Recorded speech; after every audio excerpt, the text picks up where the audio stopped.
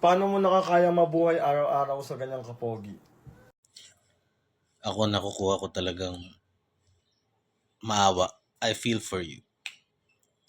Kasi may level ng kapugian na di ka na matatahimik.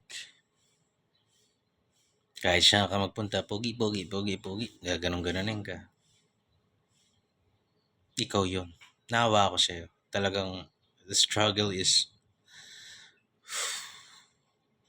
hindi ka makabuo ng relasyon kasi lahat pinag-aagawan ka. Yung time mo, igugugol mo sa maghahanap buhay. Mag-aagawan pa ng mga chicks. I feel for you.